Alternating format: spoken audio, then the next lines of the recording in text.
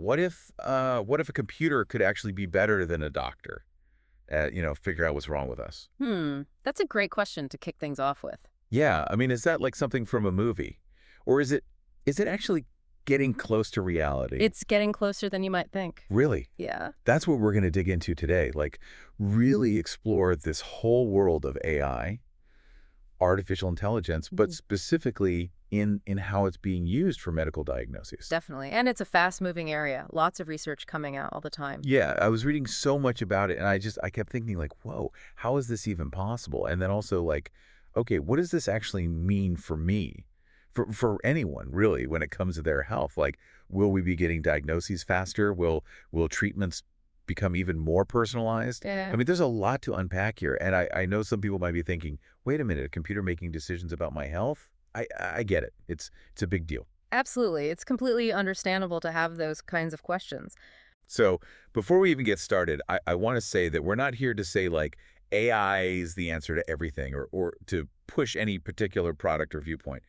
We're going to base our discussion on the research we've gathered, and we're going to look at this from all sides. Yeah, we're going to explore the potential, the amazing possibilities, but also, those important things we need to think about carefully. Right, like how are computers learning to read X-rays or MRIs, those medical images, Yeah. and to actually understand patient records, those files that have all your medical history. It's pretty mind-blowing what they can do now. And how do they stack up against actual doctors? Like, are they faster, Yeah. more accurate? We gotta compare them, right? Definitely. And we're going to look at real-world examples too, like where is AI already being used in hospitals and clinics? Okay, so by the end of this deep dive, you're gonna know way more about AI in medical diagnosis. You'll have a good grasp of where it is right now and where it might be headed. Sounds good to me. All right, so let's dive in. Let's do it. It's really quite amazing how much AI is already a part of medicine, even beyond just, figuring out what's wrong with someone. Oh, really? In what ways? Well, the sources show it's involved in helping doctors decide on the best treatment for a patient. It's even being used to develop brand new medicines and to make healthcare systems more efficient. Interesting. But if we focus on diagnosis, what's really striking is how AI is being used to make medical professionals even better at what they do. Like, let's say a doctor's looking at an x-ray. AI tools can help them be even more accurate in what they see and how they interpret it. Right, right. And the same goes for analyzing those tiny tissue samples that doctors sometimes take, biopsies they're called. And even during procedures, like an endoscopy, AI can actually help make those procedures more precise. Wow, so it's like having this incredibly detail-oriented assistant working alongside the doctor, never missing a thing. Yeah, that's a good way to put it. I was reading about how AI is even being used in surgery, like to make the procedures, the actual surgery itself, more precise and less invasive. That's right. I mean, that's got to be a huge relief for anyone facing surgery, Yeah. to know that the procedure can be done with more accuracy and potentially less recovery time. Absolutely. And it's not just about future possibilities either. Remember the recent global pandemic? Of course. Well, the research highlighted how AI played a really significant role during that time. It helped identify the virus early on, it helped speed up the development of vaccines, and even helped find new ways to use existing medicines to fight the virus. So it actually had a real impact, a global impact. Definitely.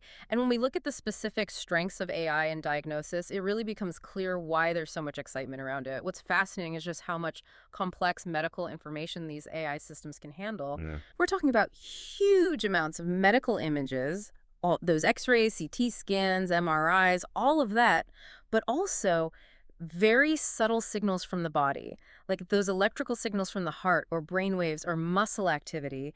And then you have all that information stored in a patient's medical history. Yeah, yeah. It's like trying to read every book in a massive library and then finding the one specific piece of information you need. And not only that, but AI can actually look at all these different kinds of information at the same time. Like they can take the words in your medical records, the images from your scans, those signals from your body, and put it all together to get a much more complete picture of your health. Exactly. And that's something a human doctor, even the best doctor, would struggle to do in the same amount of time. Right. And there's another really important development that's happening. It's called explainable AI, or XAI for short. Explainable AI. What's that? So instead of the AI just giving you an answer, like saying, this is what's wrong, There's a push to make these AI systems more transparent, to actually be able to show, to some extent, how they came to that conclusion. Oh, that's interesting.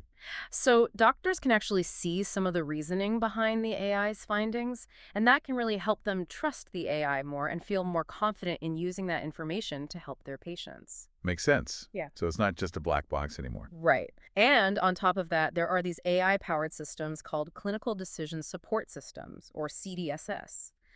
These systems act like real-time advisors for doctors. They can provide suggestions, help doctors make better choices during patient care. Like right there in the moment. Yeah. And that has the potential to reduce diagnostic errors and lead to, better care for patients overall. So it's like having this constantly updated source of knowledge, a second opinion almost, that's based on a massive amount of data, and it's available instantly. That's pretty amazing. But of course, like anything, there are going to be limitations, right? Yeah. Like AI can't be perfect at everything when it comes to diagnosis. Right. And, the sources definitely highlighted some of those areas where AI still faces challenges. Like what?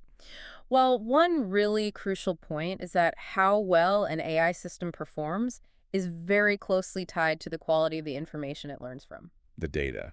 Exactly. So AI needs a lot of good, accurately labeled medical data to learn effectively.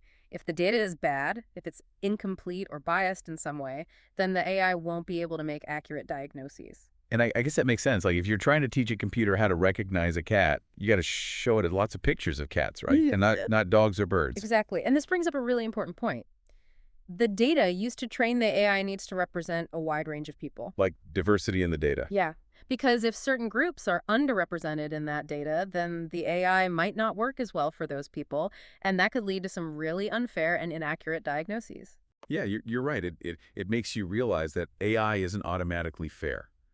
It can Yeah. reflect the biases that are present in the data it's been trained on. Exactly. And the research also pointed out some pretty big questions about privacy. Like with all this sensitive health information being fed into these AI systems, who has access to it? And how secure is it? Right, those are important questions. And then there's the issue of transparency. Like Mhm. if an AI system makes a mistake, who's responsible? It's not always clear. Yeah, that's tricky. And our sources also talked about some practical challenges. Like you have all these different groups developing all these different AI tools, and they don't always work well together. Oh, I see. So you might have one system for analyzing X-rays and another for analyzing blood tests, but they can't talk to each other. And that can make it really difficult to actually implement these systems effectively in a busy hospital setting. Yeah, especially when you consider that hospitals already have so many different systems and technologies in place. Exactly. But, looking ahead, it's also pretty exciting to think about the potential of some newer technologies like quantum AI and general AI. These are still in the early stages, but they could potentially revolutionize how quickly and accurately we can diagnose diseases. Wow, so we're really just at the beginning of this whole AI in healthcare thing. Yeah, I think so. But as the research rightly points out, we need to be very careful about developing these technologies. We need clear ethical guidelines and regulations to make sure that AI is used responsibly. Absolutely. So with all that said, how does AI actually compare to what human doctors can do, like head to head? Well, the research offered some really interesting points of comparison. We can look at it in terms of accuracy, speed, and overall diagnostic outcomes. Okay, let's break that down. So accuracy first. When it comes to accuracy, some studies have shown that AI systems that check your symptoms, those online symptom checkers, can actually be surprisingly good at figuring out what might be wrong. Yeah, and sometimes they can be as accurate as doctors in certain situations. And that's because AI can analyze massive amounts of data, looking for patterns and connections between symptoms and diseases much faster than a human can. But doctors, they bring something else to the table, right? Exactly. They have that human element that AI still lacks. They can understand the context of a patient's life, their individual circumstances. They can use their intuition, that gut feeling that comes from years of experience.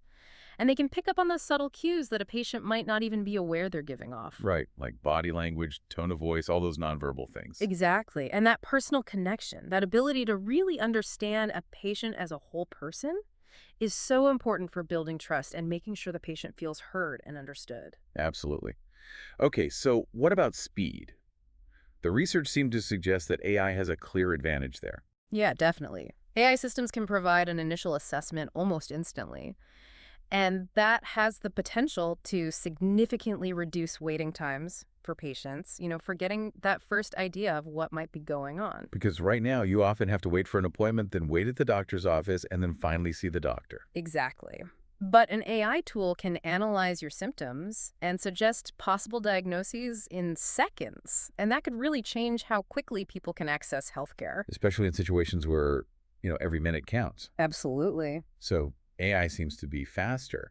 But what about the overall outcome of the diagnosis? Are there differences there? Yeah, there are some interesting differences. The research pointed out that AI often takes a more cautious approach in those initial assessments. Like it's less likely to jump to conclusions. Yeah, which can actually be a good thing from a safety perspective. Hmm. And while AI is very consistent, it'll always analyze the same information in the same way, and it can be used for a large number of people at the same time. Human doctors can provide much more personalized care. Right, right. They can tailor their approach to each individual patient, and they can adapt to really complex and unusual situations. So AI is really good at finding those patterns in large data sets, but doctors are still better at handling those rare cases, those outliers that don't fit the typical pattern. Exactly. So it's not really about one being better than the other, but more about understanding their different strengths and finding the best way to use them together. I think that's a really important point. And the research also gave some really fascinating examples of how AI is already being used in healthcare in the real world. Oh yeah, let's talk about those. So, one really cool example is how computers are being used to predict if bacteria will be resistant to antibiotics. Oh wow, that's huge. It is, and it's a really difficult problem in healthcare because antibiotic resistance is a growing threat. Knowing in advance if an antibiotic is likely to work is crucial for treating infections effectively. Absolutely. And we also saw how AI is being used in intensive care units, those ICUs where they treat the sickest patients. There are AI systems that can help doctors quickly identify serious bloodstream infections. Wow, so in those critical situations where every second counts, Mhm. AI can really help speed up the diagnosis. Exactly. And this is really important because the sooner you can identify a bloodstream infection, the sooner you can start the right treatment. Makes sense. I also remember reading about how AI systems are being used to suggest the best antibiotic to use for common infections. That's right. And this is really important for a couple of reasons. First, it helps doctors make sure they're prescribing the most effective antibiotic, the one that's most likely to work. And second, it can help reduce the overuse of those really strong, broad spectrum antibiotics. So it's like AI is helping us be more precise and targeted in how we use antibiotics, which is good for patients and good for preventing antibiotic resistance in the long run. Exactly. And the research also highlighted how AI is being used to discover completely new potential antibiotic drugs. Wow, so it's not just about using existing tools better, it's also about finding new tools. Exactly. And this is really crucial given the growing problem of antibiotic resistance. Absolutely. And there are AI systems that are being used to analyze lab tests. They can detect antibiotic resistance in bacteria and even identify different types of bacteria very accurately. It's incredible to think about all the different ways AI is being applied in healthcare. And it wasn't just about infections, right? Like the research mentioned other areas of medicine as well. Yeah, absolutely. In cancer care, AI is being used in a lot of different ways. It can help doctors find and classify tumors in medical images. It can help predict how well a patient might respond to a particular treatment, and it can help track their progress over time. So AI is involved in many different aspects of cancer care. Definitely. And in heart health, AI is helping to detect and diagnose problems like blocked arteries and heart failure.